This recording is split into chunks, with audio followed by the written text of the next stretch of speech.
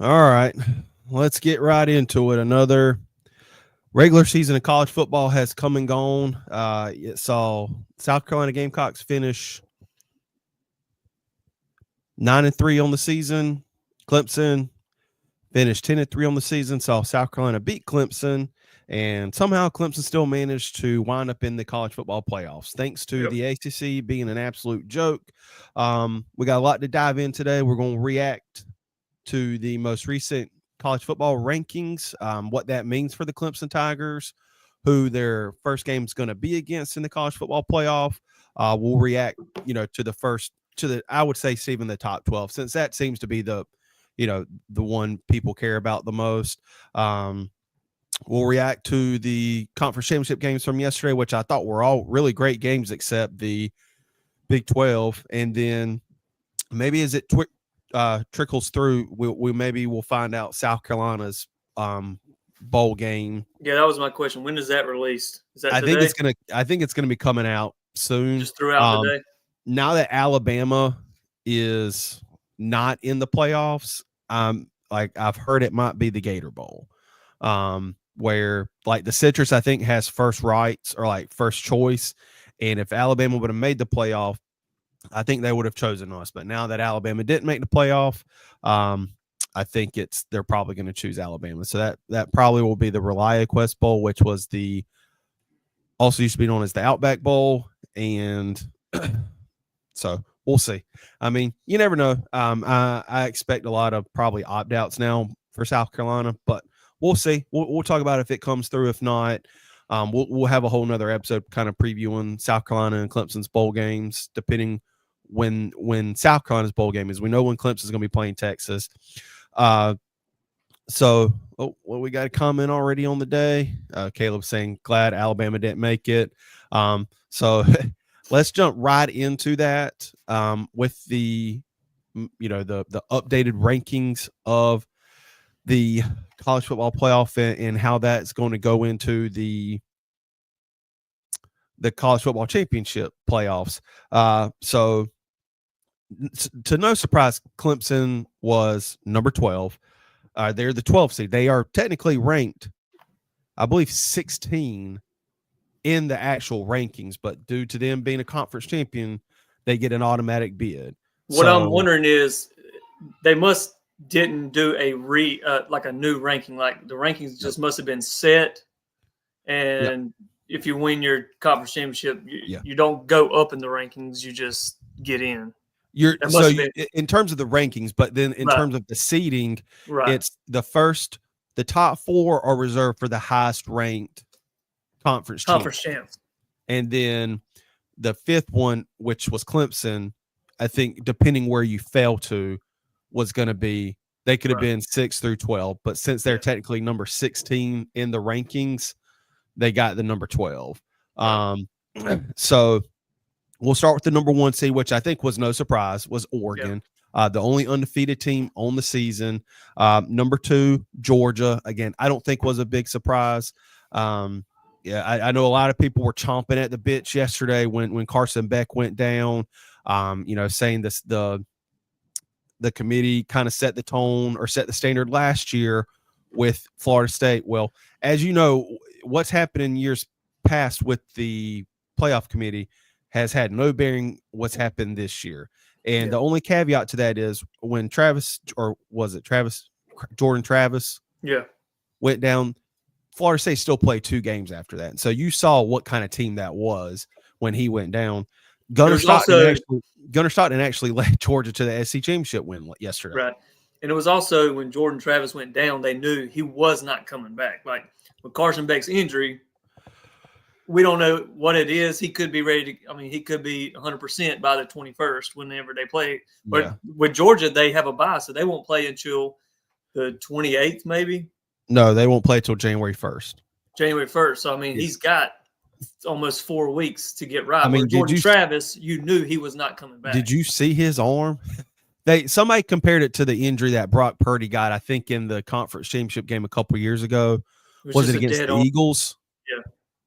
So, yeah, I mean, you never know. Like I said, I think early reports are it's not as bad as they thought. But, I mean, when he went into, and we'll get into this in a little bit when we talk the conference championship games, I mean, he couldn't even hold his arm up. Right. And here's the thing with the Georgia team versus that FSU team last year is like Jordan Travis was that offense, whereas Georgia's offense can, as you saw yesterday, they have the running backs and they have everything else outside of Carson Beck. And Carson Beck, really, he would be the liability. He hadn't had a great season this year. Right, yeah. Number 3, Boise State. They were the highest ranked group of 5 conference champion. Yeah. So they get that spot. Number 4, Arizona State, which Arizona State put the beat down on Iowa State yesterday. Then this is where it gets interesting, and we'll talk potential matchups here in just a second. Texas comes in at number 5. This is a team that greatly benefited from being Texas and not having to play hardly anybody this year. They don't have one ranked win against any opponent. And the 2 toughest matchups they had all season, excluding Texas A&M, which they're not even ranked anymore, was Georgia, and they lost both games. But again, that goes back to these preseason rankings, and these general blue bloods in college football benefit greatly, and Texas is one of those. They are a team that they got in because of their name, and they had a weak schedule all season. The fact that as these conferences, especially in the Big Ten and the SEC, have grown so much, the fact that they didn't have to hardly play anybody was a joke. The 6th seed was Penn State, who took Oregon to the wire last night in the Big Ten championship game. Notre Dame comes in at 7. Ohio State 8, Tennessee 9, Indiana 10, SMU 11, and then, like we said earlier, Clemson at 12. So, Steven, give us your kind of instant reaction. You know, I know the ranking technically came out probably about an hour ago officially. Yeah. Do you think – I think I know the answer, and I think you know my answer. Based off everything that we saw this season with the way the committee ranked everything, the way they took in head-to-head, strength schedule, whatever, do you think they got it right? No. In terms of 1 to 12? No. It's just, because you've got teams in there that have lost recently. You've got teams in there that haven't played anybody. And my biggest gripe would be a team like Indiana, because yes, they're 11-1, but at one point this year, their strength of schedule was 100th. I think they finished the year. They showed it today on the show. It was like 65th in the country. Well, they had no ranked wins. They play a 65th ranked schedule, and then the only game that they played against a ranked opponent, they got beat very handily by Ohio State. And then you got them in there in the top 12. Like, they're not one of the top 12 teams in the nation. They just aren't. Mm-hmm. Just looking through SMU again. Who was their best win? I don't think they had any top 25 wins. Again, another strength of schedule that was like 60th in the nation. Mm-hmm. I get it. You don't want to punish teams for making their conference championship. But the thing is, when your conference champion, or when your conference is a very weak conference, you should still be punished, even though you got into that game and you lost. Mm-hmm. I will say, the way that the ACC championship game was going, I think that SMU, if Clemson continued to dominate that game the way they did in the first quarter, and they beat SMU by 17 or 21 or 24, I think that SMU may have been on the out. But the way that SMU finished the game, where they almost took it to overtime, that they could have came back and won that game, I think that's what kept them in. But I mean, you just got teams in there that don't have. And here's the thing: when you make the same case for SMU, you got to make it for Texas. Texas played a very, very weak schedule. They don't have any top 25 wins. They lost their conference championship game, and they've lost multiple times this year. They have nothing to say like, "Hey, look at this. Look at this win, or look at that win, or look at what we went through this year." Like, SMU and Texas have the same resume. Yeah. I think the one thing that really did it in for Alabama, again, I think everybody, like, in terms of the national media, have all come to the consensus really that if you lose 3 games, and I think it's just going to, as it just continues, if they expand the playoffs, it's going to be okay, a 4-loss team, but a 3-loss team, I really don't think should make the playoffs. You know, if you have a big gripe about it, don't lose 3 games. I think what really did it in for Alabama was losing to Vanderbilt in Oklahoma, and the way they lost to Oklahoma. They didn't score a single touchdown in that loss to the Sooners, whereas, you know, South Carolina manhandled Oklahoma on the road. So it's not a perfect system. I think they have to, and I was watching some of the coverage on ESPN with I think it was Joey Galloway who said, or it may have even been Greg McElroy, where I think they need to adjust the way they kind of rank these teams next year, where it's like, I think the top 4 teams should get the buys, not the conference champions, because the route that Clemson or a Boise State took is vastly different than the route a Georgia took or a Oregon took.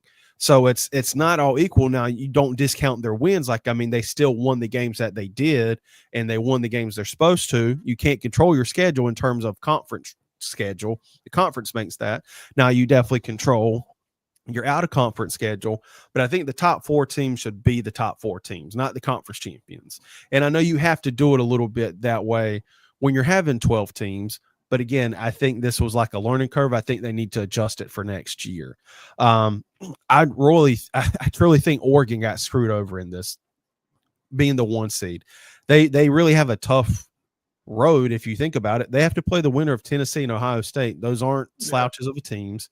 Whereas Texas, if they beat Clemson, they play Arizona State, or SMU Penn State.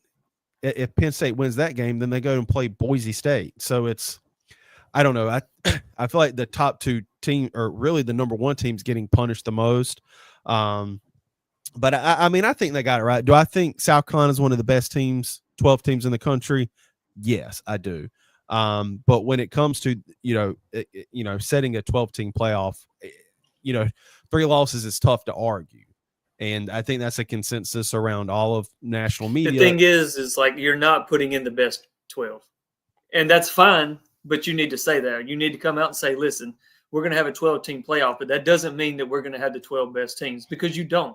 Like, just winning your conference, winning the Big 12 doesn't make you one of the 12 best teams. What if South Carolina would have lost 4 games? Do you still sitting here making that conversation? No. That, say South Carolina started 2-4 instead of 3-3 on the season and won 6 in a row like we did, or how many ever in a row against the same teams, and we finished the season 8-4, and we're playing the way we are, the way we finished the season. Are you still making that argument? Even though we're playing as one of the hottest teams in the country. It just depends on if you're saying we want the best 12 teams. It doesn't matter when it's because some teams are going to play a harder schedule. Well, here's the thing: is like, what would, if you're a team like South Carolina and you see this and you say, okay, we're going to have to play a schedule like this every year. It's going to be extremely hard in the SEC to go undefeated. There isn't an undefeated team in the SEC, and at one point this year there was 9 teams of the 16 teams in the conference. 9 of them were in the top 25. So, there's a lot more parity now in this conference that was already considered the best conference. Well, now you've got other teams that are picking up, their level of play. So it's making the conference even tougher. What's to say, we know that we're not going to be able to go undefeated most likely every year, but we want to make the playoffs. So let's just leave the Southeastern Conference and let's just play 12 easy games. Let's go 12-0, and let's just get in and say, look, we won all the games that we played. Because it's basically the same thing like a Boise State's doing, like Indiana's doing, because they're saying, okay, look, well, this was our schedule. We won the games that we were supposed to play. I know that it was the 100th ranked schedule in the nation, but we won them, so put us in. I mean, what's to keep teams from doing that? Yeah, no, you're absolutely right. And Reese Davis even asked Ward Manuel that on the show earlier, and he filibustered a little bit and really answered it without answering the question. It's just, I don't know. My only qualm with the playoff committee is what he said last week, where he said,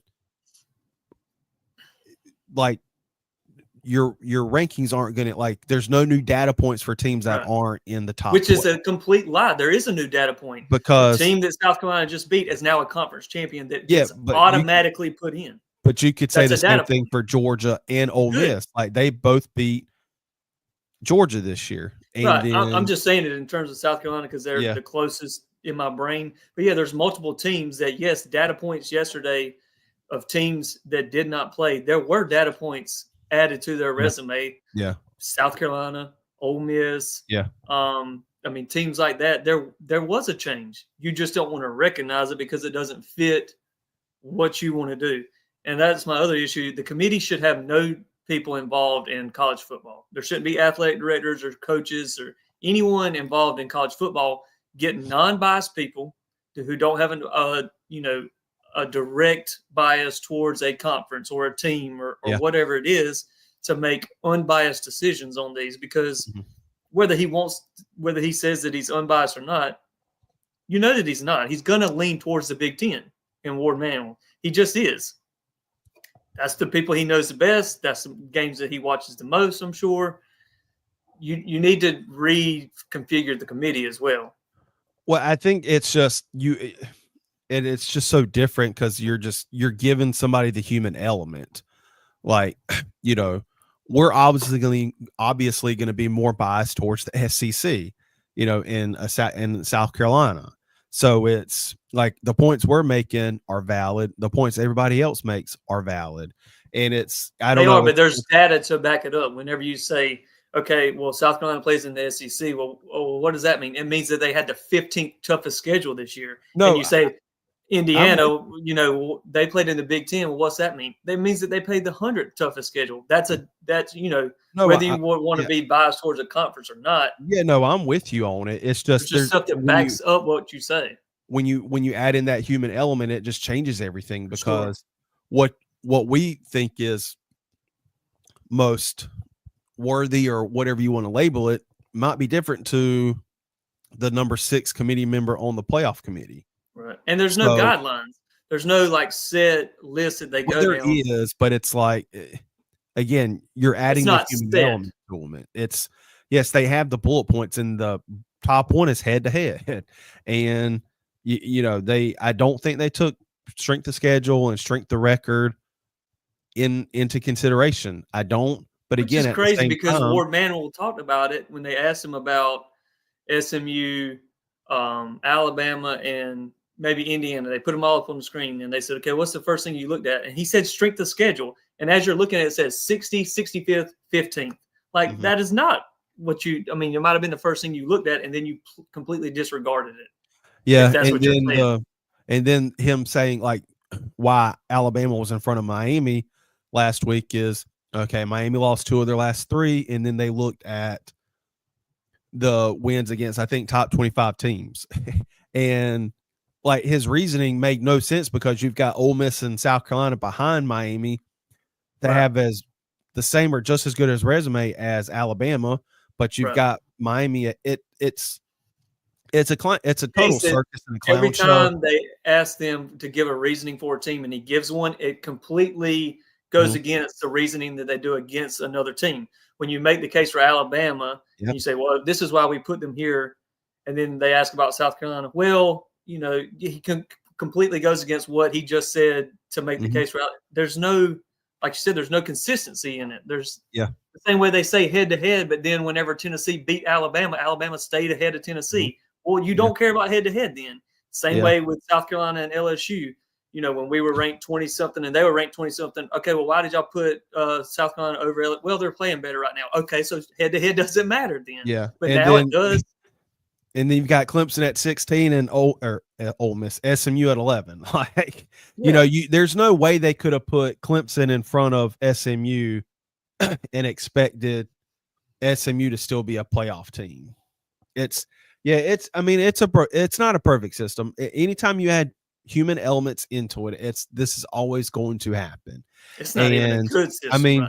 I think with everything that went on or what transpired this season, where you've got 3 teams with 3 losses that have a good, argument for being in the top 12, was never really going to happen. And it's and again, it goes back to just win your games. That's it. Yeah, and I know the job of the committee is to get the best 12 teams in, but again, at the end of the day, like what your body of work is during the regular season, and you lose 3 games, it's tough. And I mean, especially for Alabama, like, Alabama losing to Ole Miss, Alabama losing to Vanderbilt, and Oklahoma did it in for them. Ole Miss losing to Florida and Kentucky did it to them. And then us, unfortunately, losing to said Alabama and Ole Miss kind of did it for us. Yeah, I mean, that's what you're going to have teams now. They're going to look and say, what's the most important thing is obviously, win your games. But, okay, well, then let's make easy games. If that is what's going to get us in, let's just leave the SEC. Let's leave the ACC. If I'm Ohio State, let's just leave, the Big Ten. We're just going to find 12 easy games. We're going to go 12-0. And then you're going to have 24 teams that are 12-0 because they played Furman and Wofford and Coastal and all of these teams just to make sure they get 12-0 records. Yeah, Greg.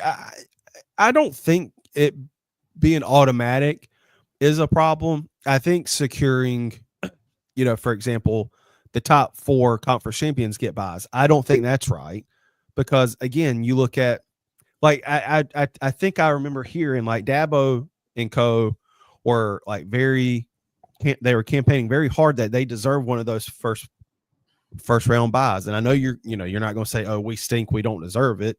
But let's be honest here. Like, you didn't earn your way into the ACC championship game. You backdoored and got lucky because Miami decided to choke, and they've been flirting with disaster all season. And then SMU probably had the worst first half anybody could have hoped for or could have imagined, and kind of choked it away in the first quarter, giving Clemson 21 points essentially. So it's, I mean, I don't think it's a problem. I think the big problem with the champions is giving them the first 4 seeds or the top 4 ranked conference champions. I think that's a joke. Yeah, but and we mentioned earlier, potentially it could be a problem with the automatic bids. I don't think it's going to happen, but look at the Big 12, for instance. Like, you could have 2 teams in their conference championship game that are 7-5, and then now you got a team that potentially gets in with 5 losses automatically, and then that's going to kick teams out. That's not really going to happen now because there's no divisions. I mean, I don't think so. There's not enough games in the season for they don't. I'd see where you're coming now. And if there were divisions around, that could very well potentially happen. Like when South Carolina made the SEC championship back in 2010 when we lost to Auburn and Cam Newton. But I mean, with divisions or not, I mean, you're still playing the same amount of conference games. Like, I'm saying a conference could be like, if you look at the ACC, they were down this year. Like, they're 2 teams away from having a conference champion with 4 losses or 5 losses. I mean, legit, Clemson could have lost some other games. Miami could have lost some other games and then ended up with a conference champion with 4 losses. Yep. And then they automatically get in over teams with 2 or 3 losses. Yeah. I don't think that it will ever happen. But what I'm saying is, with the automatic bid process, you have the risk of it happening. To where you do. The conference could have an extremely down year and get an automatic team in there with 5 losses. But I go back to the South Carolina example. Say we would have beat Auburn in the SEC championship game. We would have been a 5-loss team playing in the Sugar Bowl. And that's before the college football, playoffs are occurring. That's probably one of the biggest outside the national championship game, is probably one of the biggest bowl games in the country. So, I mean, like you said, I don't think it'll ever happen because I mean, if it does, I think college football is in a bad spot. But again, I think this is the first year. I think they should tinker with a lot of stuff for next year. What that will be, I don't know. The big thing I think is the top 4 seeds should be the top 4 seeds. There shouldn't be a conference champion. Should be 1 through 4, and then wherever else it should be. Right. If you're going to do an automatic qualifier, that's fine. But again, it shouldn't be, those 4 positions shouldn't be. Because you got Boise is number 9, but they're actually the 3 seed. Yeah. So you're saying they're the 9th best team or 8th, whatever. They're not even top 5. Let's put it that way. Yeah. But they're automatically the number 3 seed. Yep. And have I mean, so yeah, it's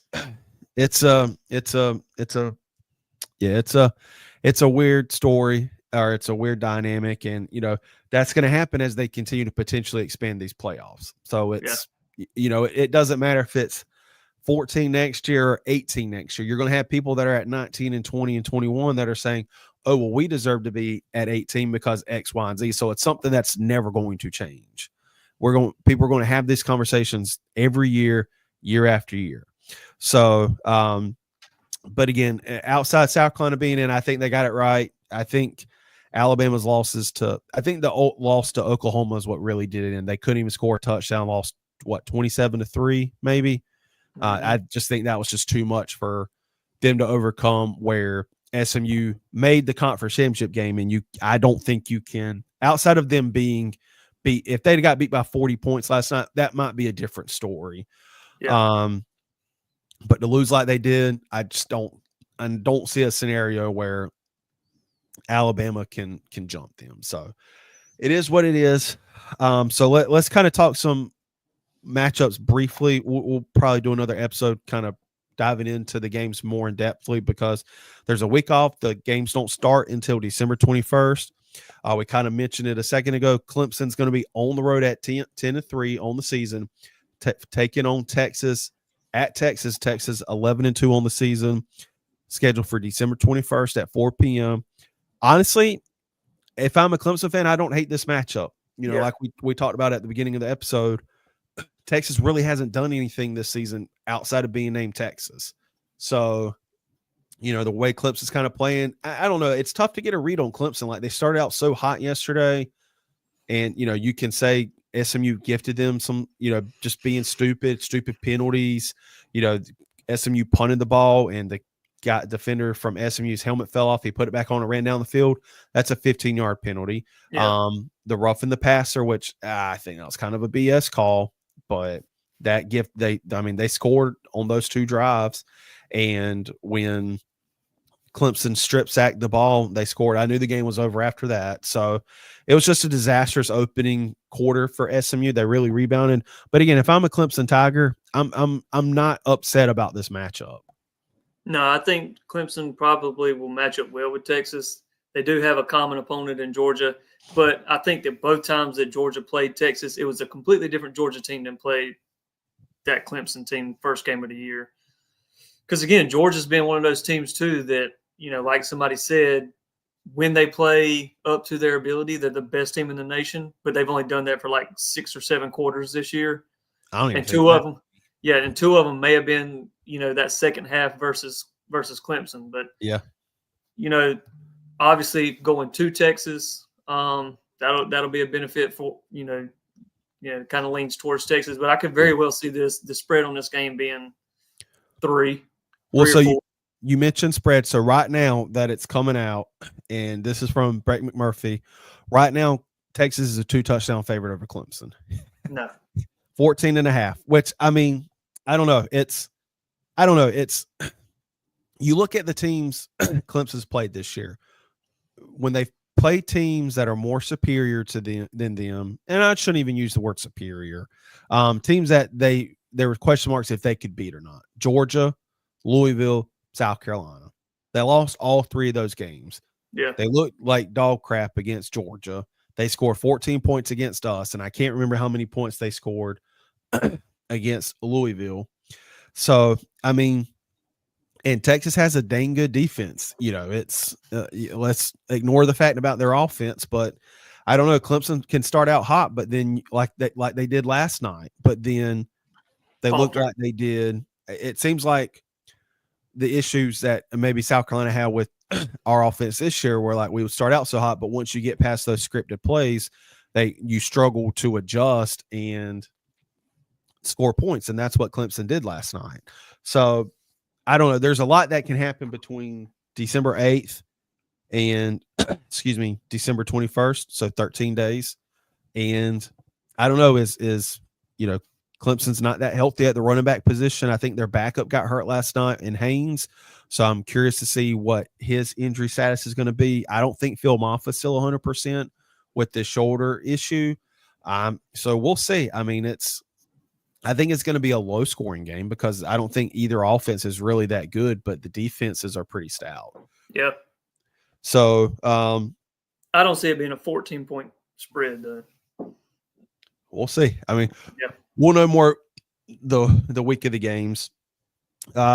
Next matchup, and all the first round games outside of the Indiana Notre Dame game are scheduled for December 21st. And the Clemson game is going to be played on TNT.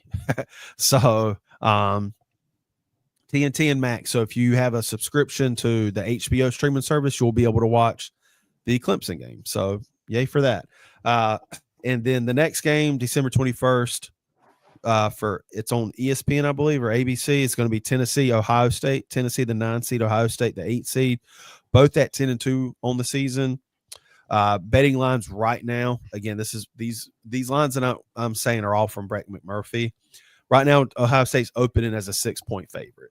I think this is a pretty well evenly matched up game where Tennessee's strong point on their offense is their run game. The weakest part of Ohio State, I think, is their rush defense, maybe.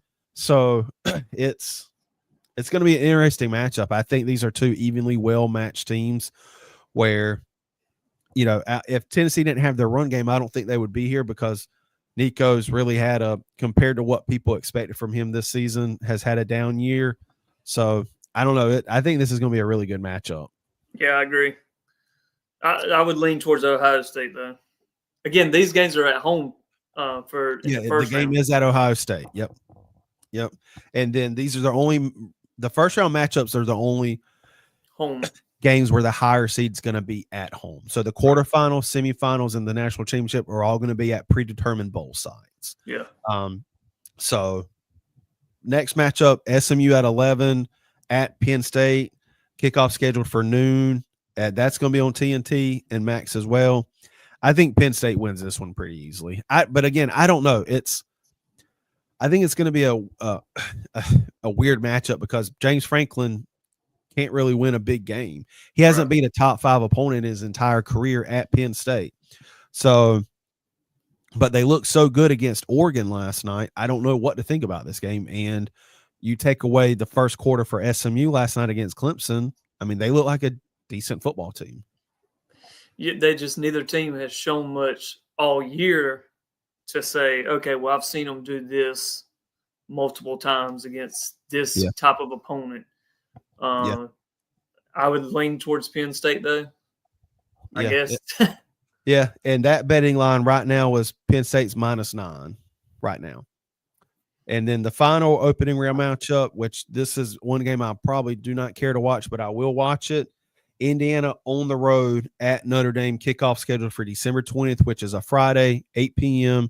And that's going to be on ESPN, ABC. I think Indiana could win this game because I don't know, when we do our episode where we kind of preview them more, I might have more to say, but I think that's going to be an intriguing matchup. Yeah, again, you can't look at anything that Notre Dame's really done all year and say, I think they're better than Indiana.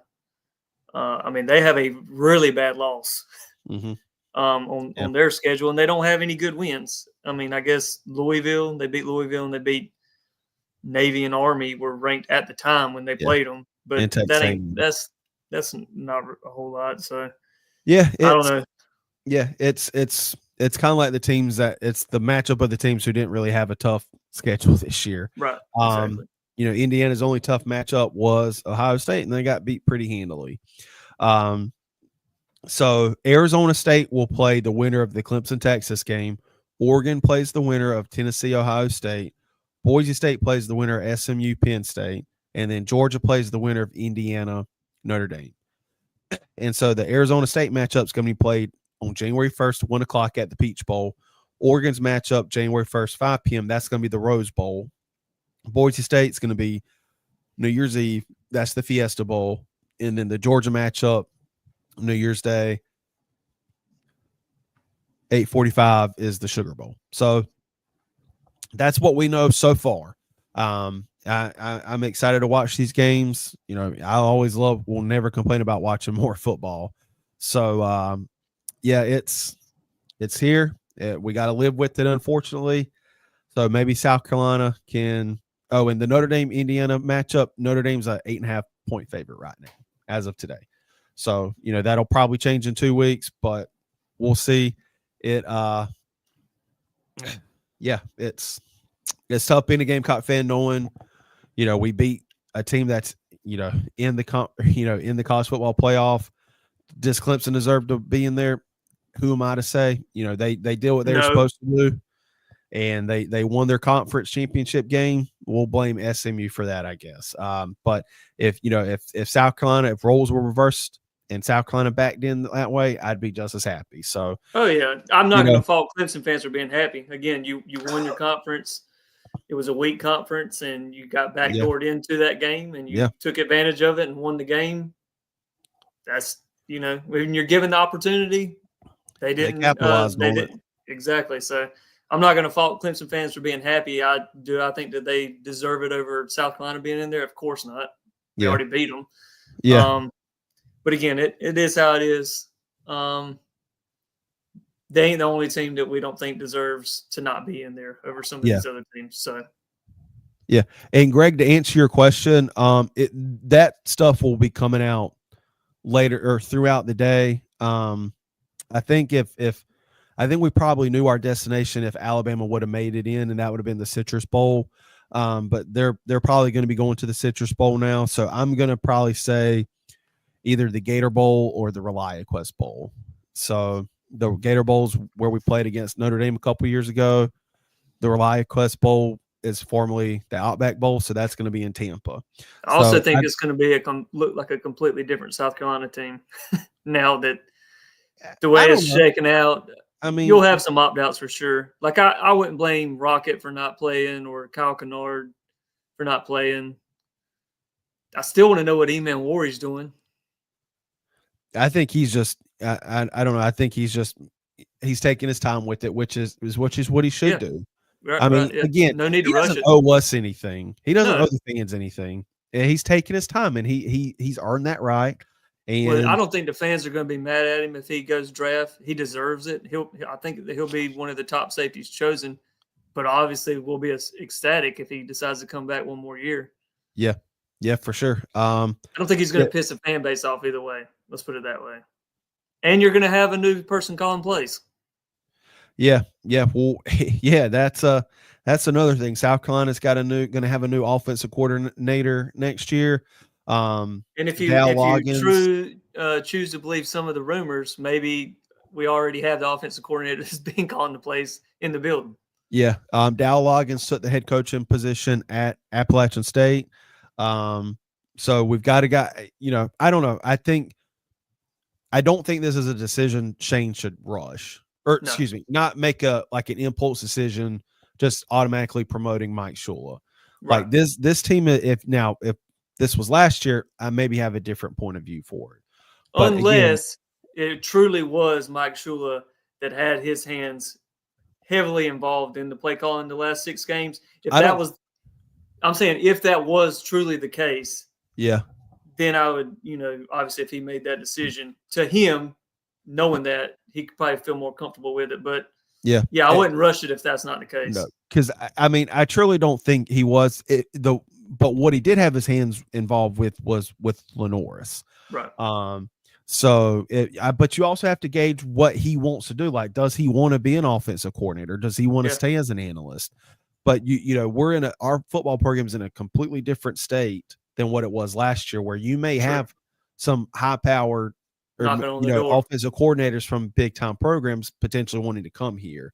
Right. Now, one that was, kind of out there was the offensive coordinator for UNLV, which I think a lot of Carolina fans have wanted him in the past.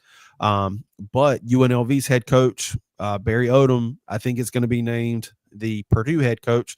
So that offensive coordinator for UNLV could get the UNLV position. So who knows? I mean, one thing we learned about Shane Beamer is the top 3 we think who it should be. Don't even consider them. It could be he could find an offensive quality control analyst for the New York Jets, which is where Dow Loggins was, but as offense coordinator, he could be the offense coordinator. So you don't know which route Shane's going to go. Right.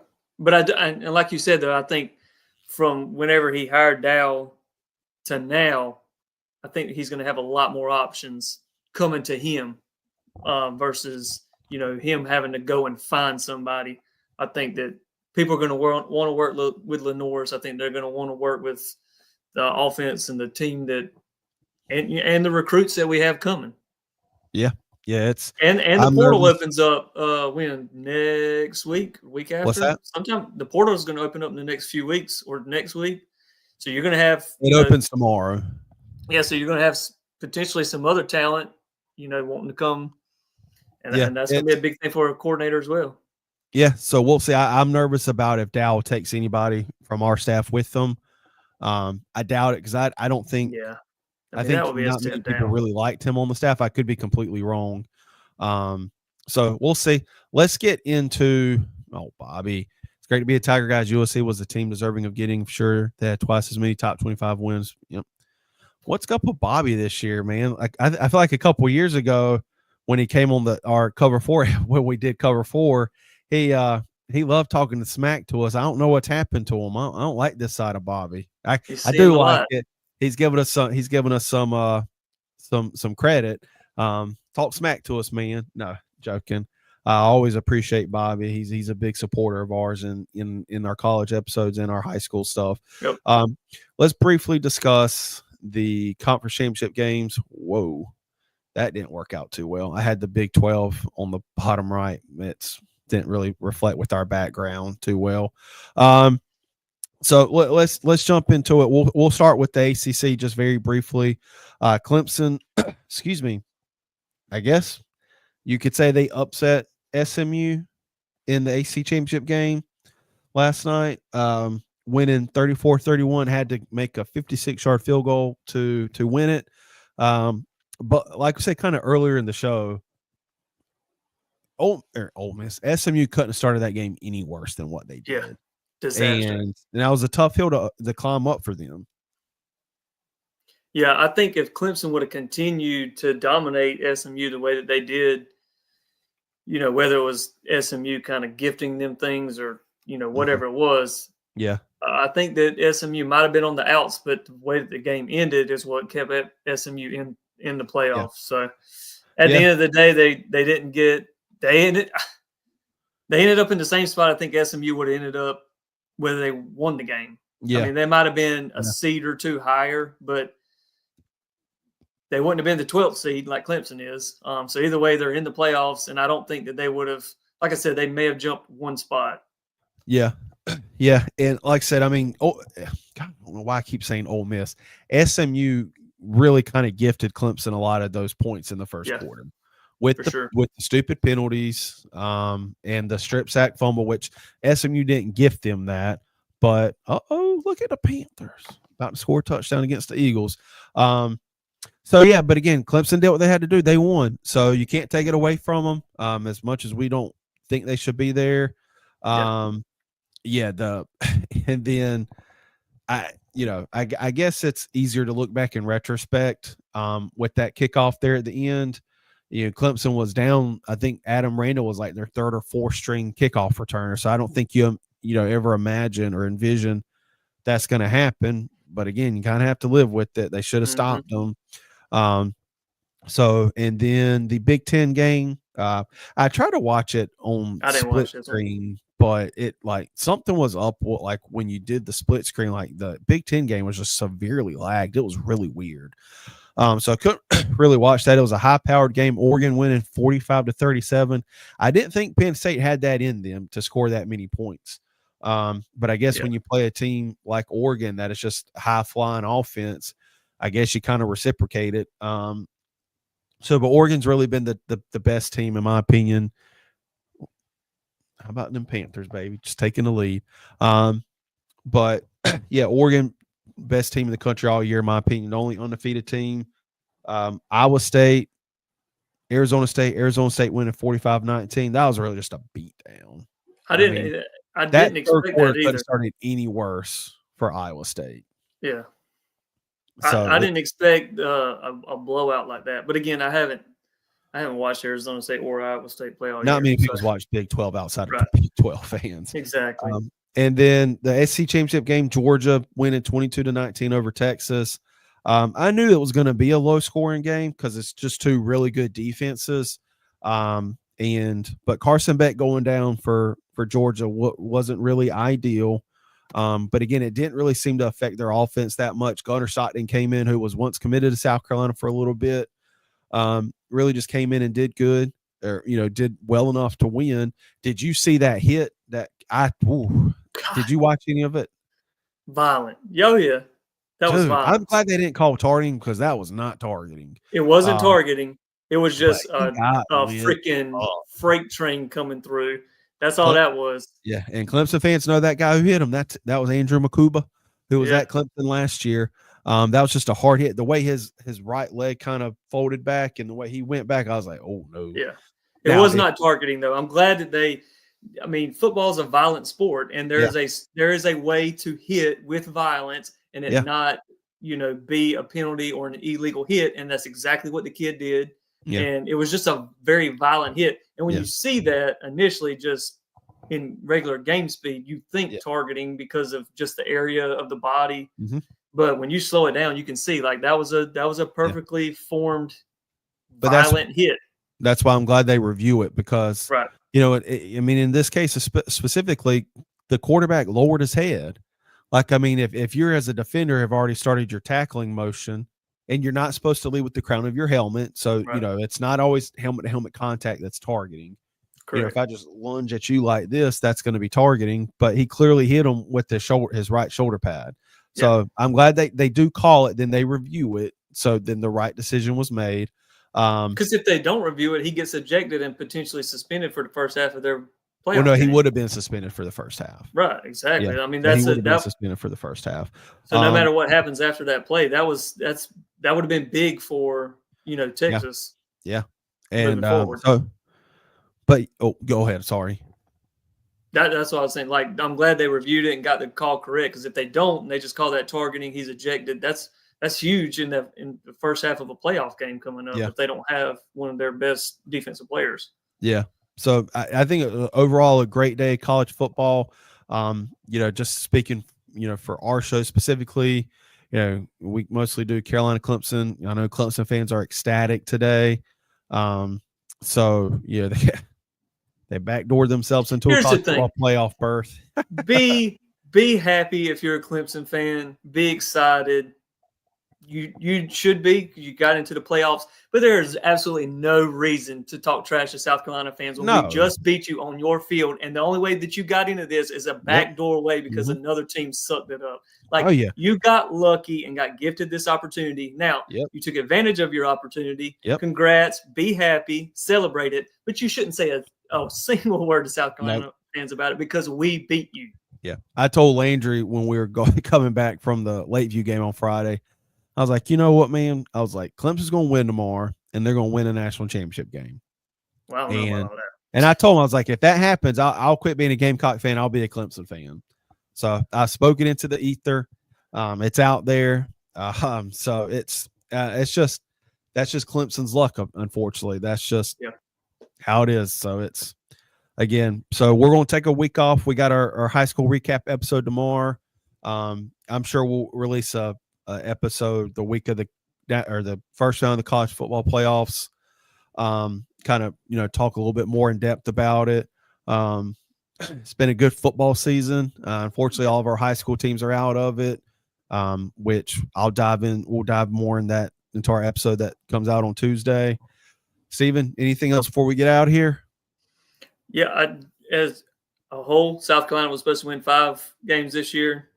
They won 9. And, they should have potentially been in the playoffs. Great year for them. Great year for Clemson, I guess. But at the end of the day, the Gamecocks beat them. Just celebrate your making it into the playoffs by a backdoor and leave us out of it. Yeah, they can't say anything to South Carolina fans. I'm sorry. Like, it's people are going to do it no matter what, because they don't have anything else better to do with their time. It's one thing if Clemson deserved to be in the AC championship game, you can argue that they did deserve it because they made it. But again, oh well, it is what it is. Hopefully they'll be going. Nobody deserved to be in the ACC championship game. That conference was trash. Yeah, if anything, it's a black eye for the ACC because, Miami was supposed to be this big and mighty team this year. Their defense was awful. They were pathetic. Yep. Miami should have never. I don't know. Let's see who this comment's from. I will say this though: as much as I say that the ACC was trash and all this about Clemson, I could see them beating Texas because I don't think that Texas is all that great. Yeah, I agree. So, yeah, it's even though Texas is in the SEC and they played in our conference championship game, I still don't see that they're some great team. I could see both teams winning that game. Yeah, Texas. Yeah, it's a joke. Oh well. So we're going to take a break. We won't have an episode next weekend, but maybe we'll record one and that'll come out maybe Tuesday, Wednesday before the games that following week.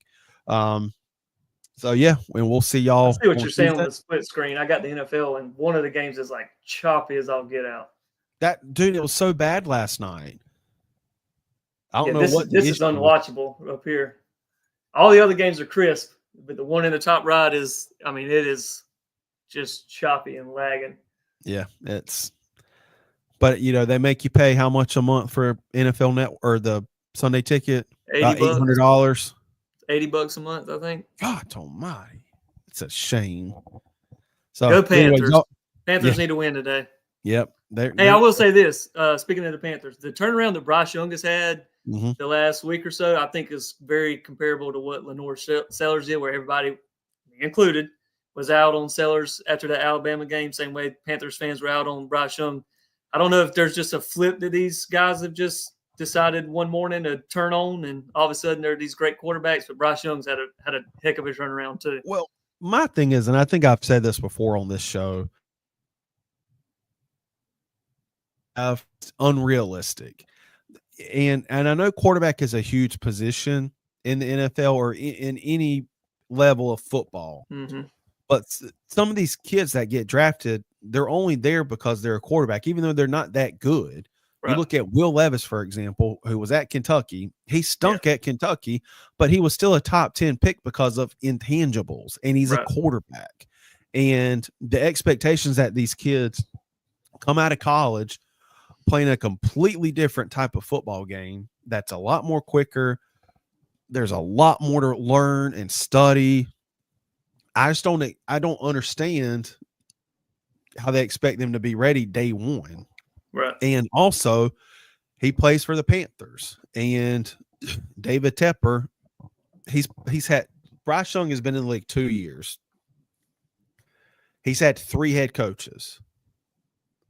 Frank Reich, and then Steve Wilkes. I think Steve Wilkes was the interim. And then now Dave Canales. And sometimes it just takes, taking a step back and like, hey, maybe he's not ready for all of this. And the thing is, when you draft for intangibles, you have to give those intangibles time. It's kind of like Tom. I guess they kind of look at Tom Brady and say like, he wasn't a superstar in college, but he had, the ability to be. Well, he had time, and then you put players around him and a solid head coach.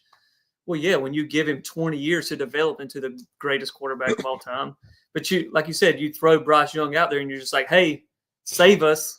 You just can't do it when you don't have anything around him. Yeah, and I think he's a good quarterback. Do I think he's a great quarterback? No, he probably can be.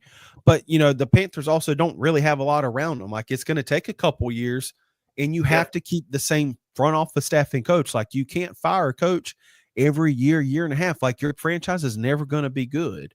And, clearly they figured out something with the offense. The defense is really banged up. I mean, you got some of our best players are out for the season. So, the Panthers have definitely shown some different life. They took the Chiefs down to the wire. I know there's no, like, what is the word? Like moral victories, but the way they looked the first half of the season, the way they look now, it's pretty good. When you're a team like the Panthers or the Cowboys this year, you can take moral victories. Well, especially the Cowboys. Y'all stink. We got a better record than the Panthers. But we're the Panthers. Y'all are in the playoffs last year. I'm looking at the Cowboys schedule, and I hate that they're trying now because they could potentially win out and be 10-7. They won't do that. No. But because we have the Bengals tomorrow night on Monday Night Football, then we have the Panthers, we have the Commanders again, and then we have the Eagles to finish the year. But there was one more team that I thought was a winnable game potentially. Oh, the Buccaneers. Bengals, Panthers, Bucks, Eagles, Commanders. Yeah. So we'll see. I mean, the issue with the Cowboys is Jerry Jones decides everything for that franchise, and it's stupid. Yep. Like the fact that y'all didn't really do anything in the offseason, but just give Dak more money and give CeeDee Lamb all that money. Like, it's just, I know you have to give it to them, but when you tie up all your money, put stuff around them. Yeah, when you tie all your money, you have CeeDee Lamb, and that's it. Like, we don't. I mean, you have Brandon Cooks, but he's an aging, wide receiver too. I mean, now, if you had Brandon Cooks from 7 years ago, it's probably a different story. Yeah. But you can't tie all your money in football to 2 players when you've got to secure 20 other positions. Now, that probably will work in basketball, but not football. So, well, here's what makes him a tweet that I saw at the beginning of the year just shows how stupid Jerry Jones and that organization is that one of your best players on defense, Demarion Overshown, he played at Texas. He wore number 0. Okay, that's the number he's always worn. He wanted to wear 0 for the Cowboys. Nobody wore 0. Mm-hmm. So when he got there, he said, look, I want to wear number 0. They told him he couldn't. You know why he couldn't? Because Rowdy, the mascot, wears 0. The mascot. It just means different. So they told your second best defensive player behind Micah Parsons that he can't wear the number he wants because the mascot wears it. That's how dumb this organization is. That mascot's been there before him. He'll be there after him. Yeah, exactly. It's legacy, Steven. It's legacy. I guess so. And Rowdy's 00. He's not even 0. He's 00. I think people who want to wear 0 are stupid anyways. So, well, we're a normal number. I think Landry said, and if Landry's watching this, I'm pretty sure like there's only certain numbers he wants quarterbacks wearing. I think that's what he said. Now, don't quote me on that. I'm paraphrasing, but oh well. All right, we'll get out of here. Everybody enjoy the rest of their Sunday. We'll see you Tuesday night for high school episode recap. That's going to be a short one. Only one game to recap, and we'll kind of talk about off-season awards in that episode as well. We'll have an episode the week of the college football playoffs starting. Probably won't be live. We'll upload it, and I think that's about it. Thank y'all for all the support this season. It was a lot of fun, and we'll see y'all in a couple weeks.